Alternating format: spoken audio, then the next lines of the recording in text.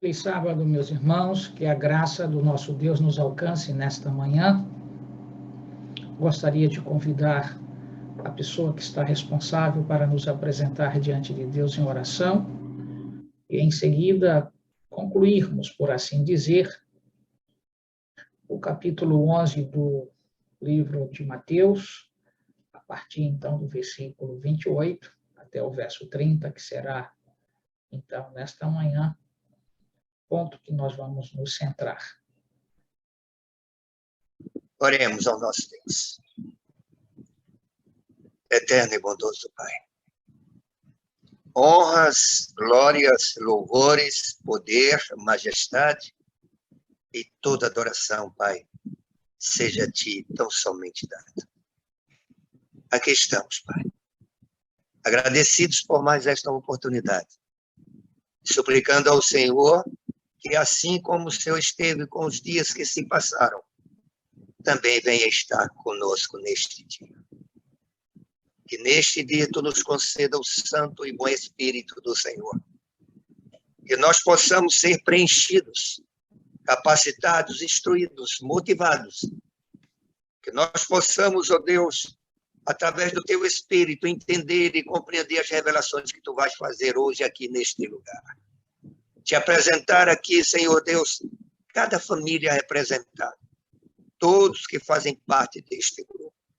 Te suplicar por todos que neste momento, Pai, sofrem, seja qual for o sofrimento. Continua tendo misericórdia de nós. Nos ajuda a ter e a manter contigo intimidade, relacionamento, comunhão, para que possamos crescer em espírito, verdade e fé. Nos ajuda, Pai, a andar contigo, a andar em Tua presença.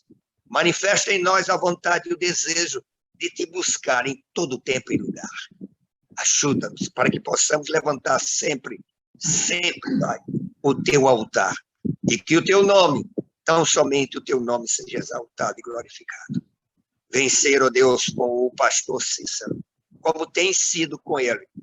Que a manifestação do Teu poder esteja sobre ele, desça sobre ele, pois aqui estamos para aprender e crescer através de suas palavras. Usa-o, que ele venha a ser um instrumento vivo e que o Teu nome seja honrado. Te apresentamos este dia e desde já te agradecemos em nome de Jesus. Muito bem, meus irmãos, Evangelho de Mateus, capítulo 11, versículos 28 ao 30. Diz assim a palavra de Deus: Vinde a mim, todos os que estáis cansados e sobrecarregados, e eu vos aliviarei. Tomai sobre vós o meu jugo e aprendei de mim, porque sou manso e humilde de coração, e achareis descanso para a vossa alma, porque o meu jugo é suave e o meu fardo é leve. Certamente, este é um texto que talvez na jornada como cristãos, até o desfecho final daquilo que o Senhor Jesus vem oferecer para aqueles que a Ele se submeteram, vida eterna, seja um dos primeiros que nossa mente se volta para decorar, e às vezes repetimos estes versos como que uma espécie de mantra, né? Aquele tipo, portanto, de exposição continuada de uma determinada frase, com o objetivo de que esta frase, de alguma forma, nos purifique, nos transforme. Mas esta não é a maneira adequada, nem com esse texto, nem com nenhum outro na palavra de Deus.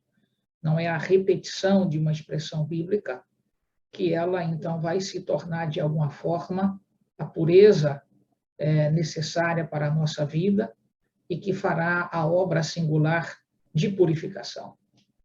Na verdade, as palavras, elas têm seus impactos, porém, temos de nos lembrar que o Senhor não purificou palavras, o Senhor não santificou palavras, o Senhor santificou e purificou pessoas. Isso nós precisamos atentar para não cair nesses, eu diria, engodos de acharmos de que, porque decoramos uma expressão bíblica, nós estamos fazendo a vontade de Deus. Era muito comum para os judeus, em particular, levarem consigo um pedaço, portanto, de um texto do Antigo Testamento, ou então alguma frase em particular, pendurada sobre a testa ou sobre o peito, o tórax, especificamente do lado, então, esquerdo, como uma forma de que aquilo servisse para ele de autoproteção. Então, quando o Senhor disse, né, que escreveria as suas leis, seus estatutos em nossa mente, em nosso coração, a resposta para aquele tipo de prática já foi dada, que foi esta. Não tem a ver, portanto, com a gente estar decorando uma coisa e vivendo de maneira adversa àquilo, então, que decoramos. Às vezes, cantamos músicas que são bastante, eu diria, impactantes, né?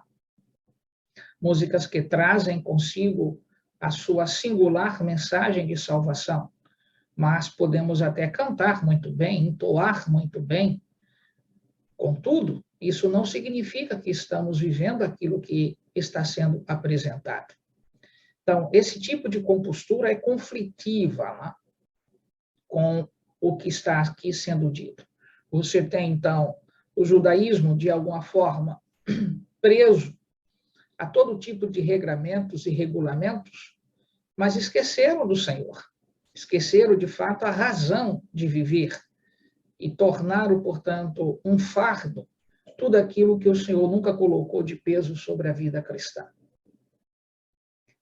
Então, é preciso que nós nos lembremos destas primeiras coisas para que, então, nos aprofundamos de maneira singular, ou nos aprofundemos, né, de maneira singular sobre os versos que aqui se põem. Primeiro, vamos voltar a um contexto mais amplo. Lembrem-se, Jesus está instruindo os 12 que deveriam sair agora para levarem a mensagem às cidades circunvizinhas. Jesus reclamou o comportamento inadequado de alguns outros lugares, passou em face aquilo que já havia sido feito e deixou claro de que este grupo que estava saindo enfrentaria adversidades, vindas em níveis, então, do Estado, da igreja, da família, e deveria também estar consciente de que esse enfrentamento não seria resolvido na base, portanto, da força, mas na dependência de Deus, porque o Senhor havia dito de que eles, então, embora poderiam enfrentar todas essas cenas, deveriam estar conscientes de que o Senhor estava com eles. Ao mesmo tempo, o Senhor deixa claro de que eles iriam enfrentar situações para além dessas dificuldades,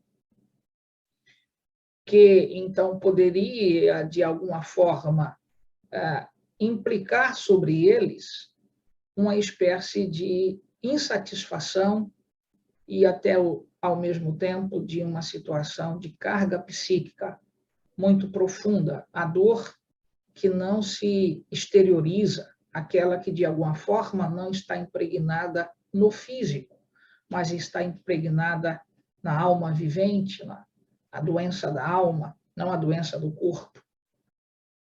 E há esta situação aqui em particular. A dor, às vezes, que passamos como cristãos, nem sempre a gente exterioriza isto em situação corpórea. Às vezes a dor é silente, às vezes a dor é bastante, eu diria, presente e instiga a todos nós ao desespero, à desesperança, e é este o tipo de situação a qual Jesus aqui está se referindo. Ele refere-se a esta situação a qual reclama que todos nós devamos estar conscientes de que existe esta dificuldade. A dificuldade do cansaço, a dificuldade, portanto, da alma que está, de alguma forma, presa a pensamentos, a horrores, a dificuldades tão sérias que o alimento, o ambiente, os amigos não conseguem se aperceber o que está se passando no íntimo do ser desta pessoa. Então, isto nós precisamos atentar para compreender a profundidade desses 3 versos, embora decorados por muitos, pouco compreendido.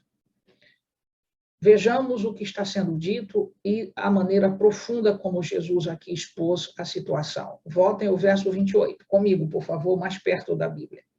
Vinde a mim, todos os que estáis cansados e sobrecarregados, e eu vos aliviarei. Você se apercebe que o convite ele está atrelado a uma situação que envolve, portanto, sofrimentos. Observem, quem são estes que deveriam vir a Cristo? Os que estão cansados e sobrecarregados. Cansados e sobrecarregados. Aí surgem perguntas. Cansados do quê? Sobrecarregados do quê? Veja, sobrecarregar não é a mesma coisa de estar cansado. Uma coisa é você estar em fadiga, a outra coisa é você olhar para o seu entorno e dizer, há muita coisa a fazer e eu não consigo fazer. Isso é sobrecarregar. É diferente. O cansaço pode vir de sobrecargas. Há uma área na psicologia, uma doença eu diria, apresentada, a chamada síndrome de Burnout, que essa expressão significa, na verdade, uma teoria dentro da área do trabalho, que foi pensada exatamente por um especialista, uma espécie, portanto, de o que a gente chama estudioso do fazer humano, e ele criou uma teoria de que existe uma queima no juízo humano diante da carga de trabalho. E aí criou essa expressão, síndrome, então, de Burnout. O que significa a síndrome de Burnout? É quando, na verdade, por teres tantas atividades, tantas responsabilidades, e você não tem o descanso, não é só o físico, é o descanso, portanto, de estar ao lado de alguém que você ama, de brincar com o teu filho, de correr um pouquinho com ele, se tens, então, criança pequena ou não tem, de ir a uma praça, em suma, de dar para você aquilo que a gente chama desligar-se da atividade comum.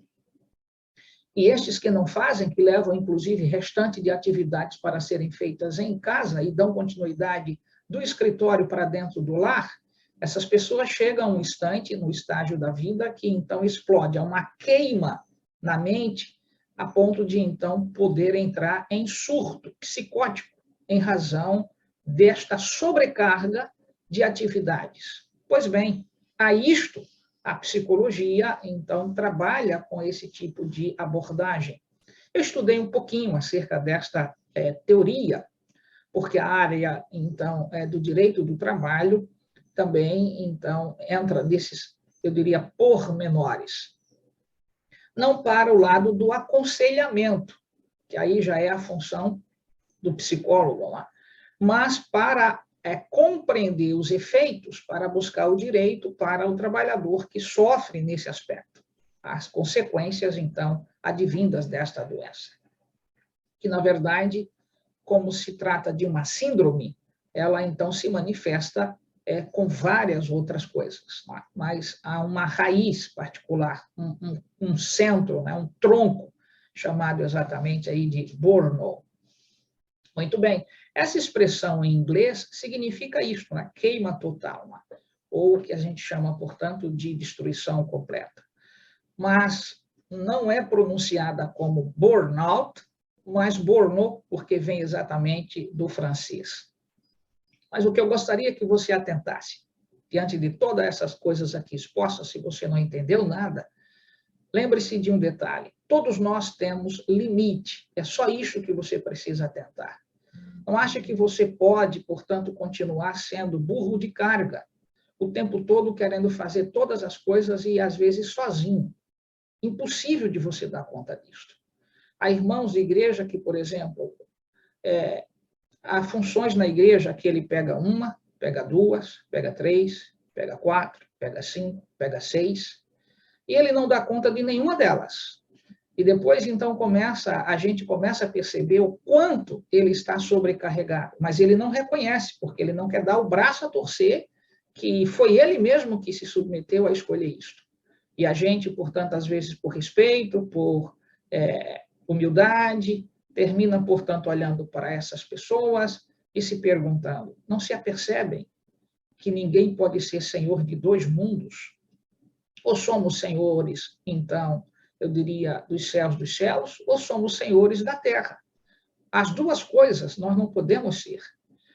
Isso o próprio Jesus dissera de si mesmo. Ele disse, o príncipe deste mundo. Então, ele não tem o seu principado aqui. Mas ele diz que ele é senhor do céu e da terra. Mas a terra que a ele se submete, a terra do ponto de vista de nós, seres humanos, que o aceitamos, e o controle que ele tem sobre todas as coisas. Porém, nós precisamos nos lembrar que ele é senhor sobre todas as coisas, mas nós não. Então, precisamos nos lembrar que somos humanos, que precisamos de descanso, que precisamos, então, entender que sobrecarga pode fazer com que nós tenhamos queima, eu diria, geral de nossa psique, de nossos pensamentos. E aí vem as chamadas doenças da alma, que é aquela que te deixa para baixo, às vezes depressivo, às vezes, portanto, enclausulado, porque está sobrecarregado. E o alívio para isto não é procurar o pastor para, então, conselho, é buscar a Cristo. Você precisa ser humilde para entender que quando a gente, então, acha que pode fazer tudo isso sozinho, a gente está entrando num perigo profundo, cujo perigo o Senhor, portanto, nos adverte, que se estamos em situação deste nível, possamos ter consciência de que há alguém que pode aliviar. E aí ele diz, vinde a mim. Portanto, meu amigo, se tem uma coisa que os judeus bem sabiam fazer, ela era colocar carga sobre os outros. E às vezes eu me pergunto, como igreja adventista do sétimo dia, o que criamos? Há tantas coisas para serem feitas, que a gente, como pastor, às vezes se pergunta se a gente é humano, porque você tem de dar conta de todas as áreas que a igreja, portanto, vê como necessárias. Departamento infantil, adolescente, desbravadores, Ministério da Mulher, Ministério da Criança, Escola Sabatina, culto divino, visitas, construção, mordomia. Aí eu te pergunto, você acha que você pode? Eu estou dizendo isso para você porque eu digo isso para mim. Você acha que você pode? Não, a gente não pode, porque a gente pode cair numa queima total. E aí a gente tem de lembrar que, acima de todas essas coisas, a gente tem também família, a gente também tem filho, a gente tem um corpo humano que precisa ser cuidado. Você precisa dormir, você precisa correr, você precisa brincar, você precisa se recrear, porque a vida não é só isso. Não tem a ver, portanto, de achar que a igreja agora se tornou uma empresa onde a gente tem de atender todos os departamentos que estão dentro dela, como que caixinhas que precisam ser atendidas. A gente precisa lembrar que a gente não pode estar achando que é isso que o Senhor está requerendo de nós. Não é assim. Então, para os judeus, era muito comum essas demais cargas colocadas na vida das pessoas. Quando saíam, portanto, para, eu diria, para a parte de prática agrícola, vou fazer essa exposição para você entender. Então, alguém dizia, bem, você precisa preparar o solo, você precisa capinar, você precisa arar, você precisa semear, você precisa, então, depois, continuar cuidando da semente que germinou. Você precisa, portanto, colher. Você precisa trazer para o celeiro.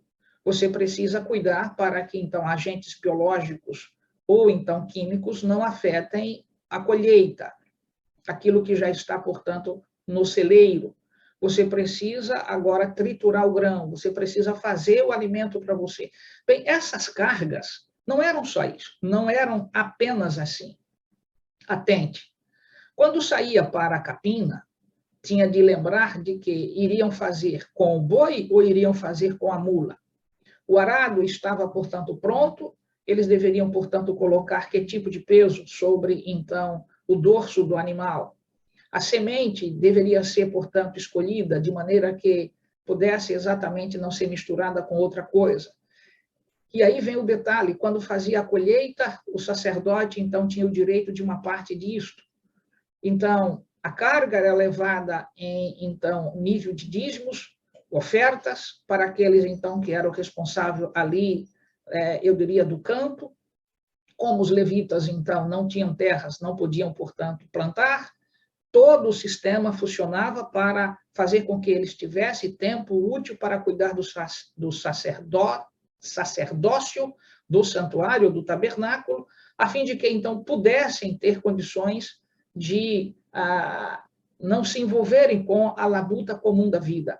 No entanto, as exigências eram tantas que as cargas já não, eu diria, suportavam sobre os ombros destes seres humanos. Dizendo de outra maneira, tantas eram as cargas que nenhum ser humano tinha mais condições de viver em paz, de todas as exigências que eram feitas, além do entorno daquilo que nada tinha a ver com a lei do Senhor.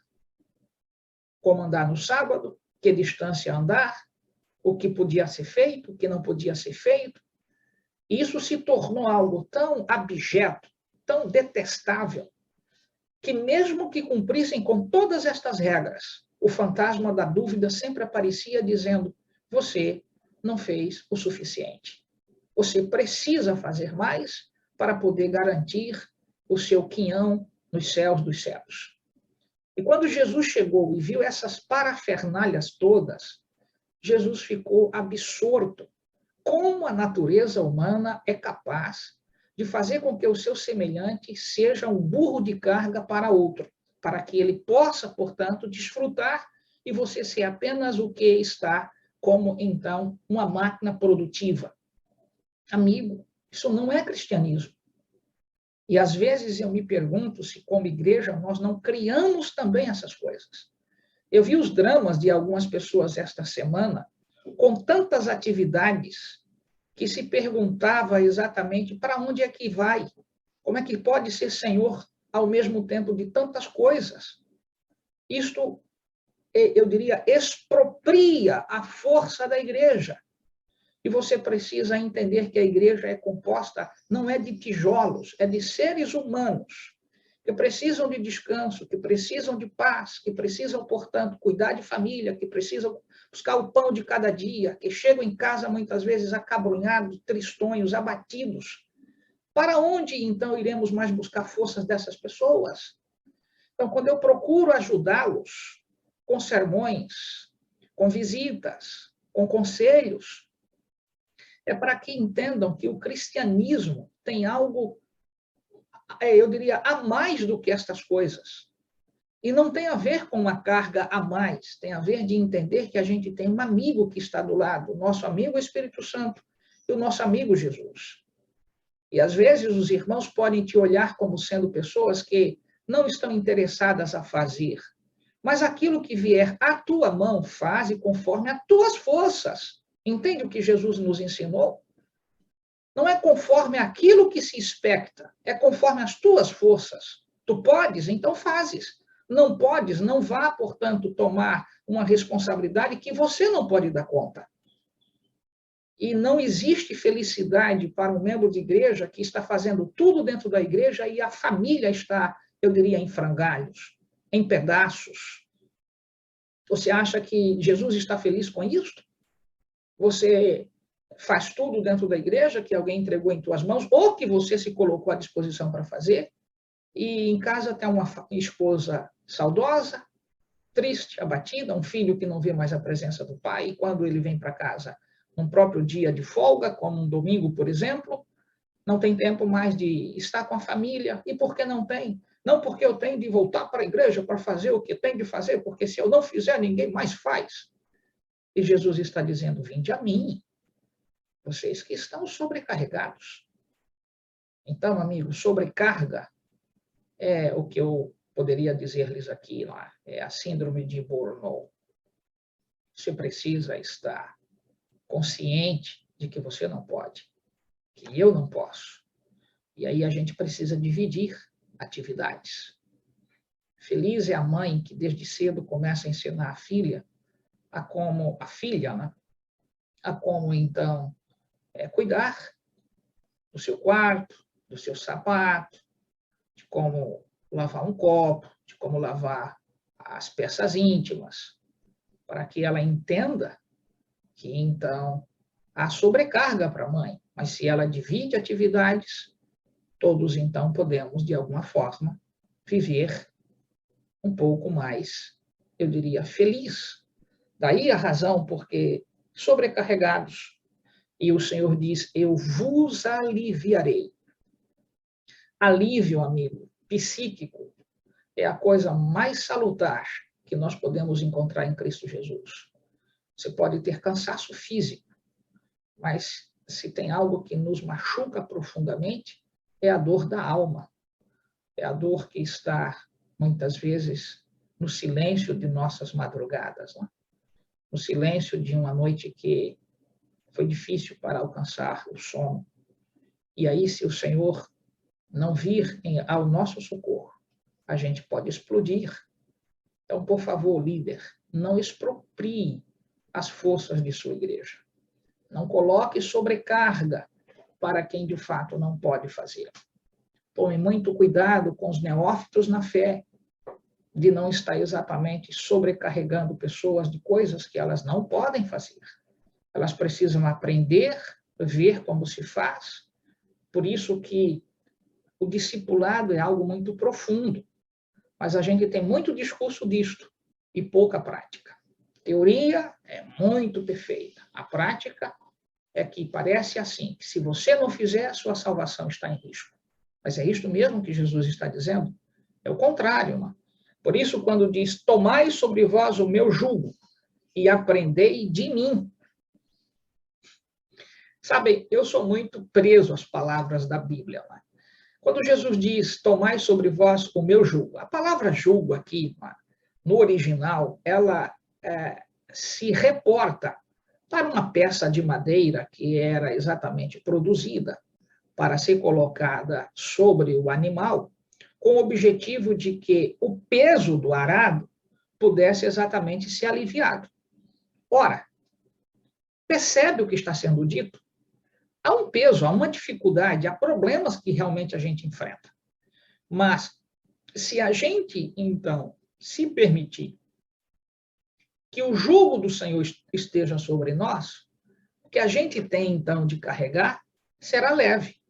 Agora, observe, o jugo nunca foi fácil. O Senhor não está dizendo que o jugo é uma peça normal. Não é. É algo que é um penduricário, não é estético, não é? Ele, portanto, não faz parte da natureza do animal.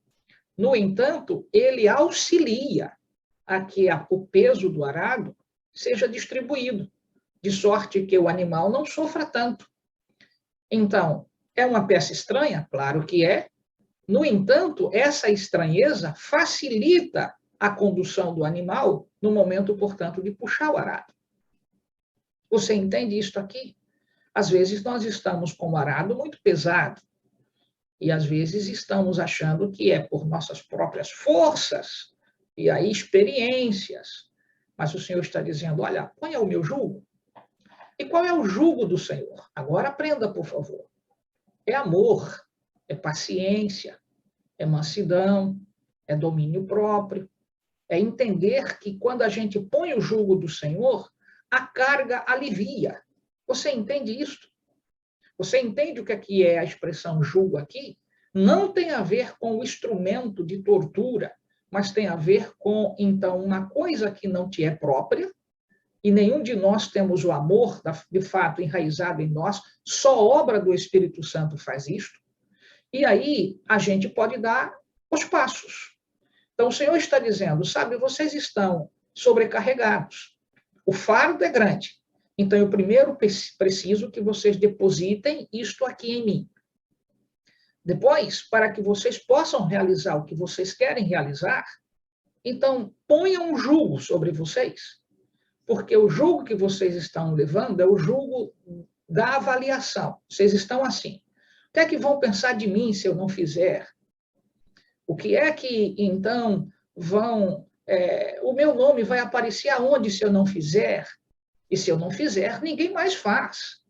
É verdade que determinadas circunstâncias têm esta característica, eu diria, que aqui eu expulso. É verdade, tem ambientes que você tem determinadas funções na igreja que elas não serão preenchidas porque as pessoas não querem. Mas isso é um outro extremo, é quando alguém, portanto, quer viver nababescamente. Bom sermão, ele passa a ser um consumidor do que a igreja oferece, uma boa música, um bom sermão, uma boa reunião, uma boa palestra, mas ele não quer comprometimento com aquilo. Esse é um outro lado ao qual o Senhor Jesus, portanto, também rechaça esse tipo de comportamento. É como, portanto, a prática farisaica. Né? Eles vêm assistir os bons sermões de Jesus, mas eles encontram apenas, então, motivos para expor como que se o que o Senhor estivesse ensinando está equivocado com o que eles aprenderam. Então, essa compostura também não está adequada. Como também não está adequada ser, portanto, sobrecarregado. Então, o jugo tem este, eu diria, viés aqui de significância. Né? Nós precisamos atentar que o Senhor está dizendo para você e para mim, prefira o jugo do Senhor do que o jugo dos homens. Porque o jugo dos homens pode ser assim, eles expropriam as tuas forças, você faz tudo o que deve ser feito para que ele, que está sendo superior a ti, apareça.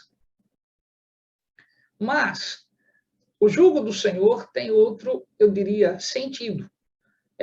Você recebe o meu jugo, ou você faz o que precisa ser feito, mas é o teu nome que será honrado nos céus dos céus. É diferente. O Senhor, portanto, não nos usa para ele aparecer, mesmo porque ele não precisa disto.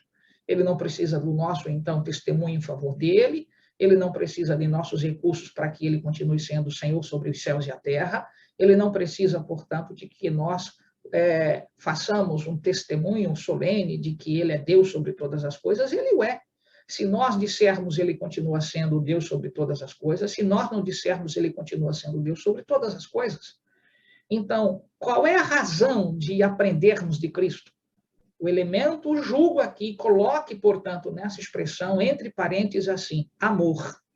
O Senhor põe sobre nós o seu amor para que nós possamos, com este jugo, levarmos aos outros aquilo que está sendo pesado para eles fazerem. Dizendo de outra maneira, quando o jugo que nos educa é o amor, a carga é leve. O arado se torna leve. Sabe, eu estou contando isso aqui para vocês, e ontem eu fiz uma leitura de um episódio que ocorreu lá para o lado do Pará. E eu fiz uma conexão com este episódio com exatamente uma outra parábola lá, eu diria judaica, que daqui a pouco eu vou te expor. Mas primeiro a situação de ontem, do que eu li ontem. Duas crianças, uma aí quase com 9 anos de idade, uma outra com 7, haviam saído para caçar passarinhos em torno, então, ali da aldeia onde moravam, e, consequentemente, adentraram para dentro da mata e não conseguiram mais retornar. E essas crianças, portanto, passaram muitos dias perdidas, cerca, portanto, de 22 dias perdidas, se eu não me estou enganado aqui, se for isso mesmo, 22 dias ou 24. Mas, independentemente disso, é que foram mais de 2 semanas. Isso eu tenho convicção. Perdidas. E aí, corpo de bombeiros se uniu, gente para procurar e não encontrar as crianças. Por fim, um trabalhador que estava cortando lenha lá, encontrou as 2 crianças. E as 2, então, foram conduzidas para o hospital e para serem tratadas, já debilitadas, frágeis. E a mais velha, quando chegou no hospital, há um relato da enfermeira que ele dizia o seguinte para seu irmãozinho: calma, rapaz, calma, rapaz. Porque o mais novo, de 7 anos, era exatamente o que estava mais fragilizado. E o mais velho, de 9 anos, relatou para a enfermeira o seguinte: que muitas vezes colocava o irmãozinho sobre as costas para andar, porque os pés do pequenino já estavam todo ferido, carcomido e não aguentava mais caminhar. E ele disse, muitas vezes, que colocava o irmãozinho sobre os ombros para que pudesse caminhar um pouco mais. A situação mais difícil, ele disse, era quando a noite chegava. Não comeram, mas a chuva que caía, e eles pegavam, portanto, a água que ficava presa em uma folha, bebia, dava água para o irmãozinho e continuava, portanto, desta forma, caminhando sem rumo. E até que foi encontrado por este, então, lenhador. E aí a enfermeira que relatou o episódio disse assim, entendemos que o mais forte estava carregando o mais frágil. Sabe? É exatamente isso que Jesus está dizendo aqui. Nós temos o seu jugo, o seu amor. E quando a gente coloca, talvez, uma carga sobre os nossos ombros, mas porque temos já o jugo do Senhor, o peso é menor. E a gente pode dar alguns passos em direção ao próprio Senhor. Sabe, meus irmãos, nós temos muitos irmãos que são pesados para a gente carregar. Talvez eles estejam feridos, machucados por muita coisa.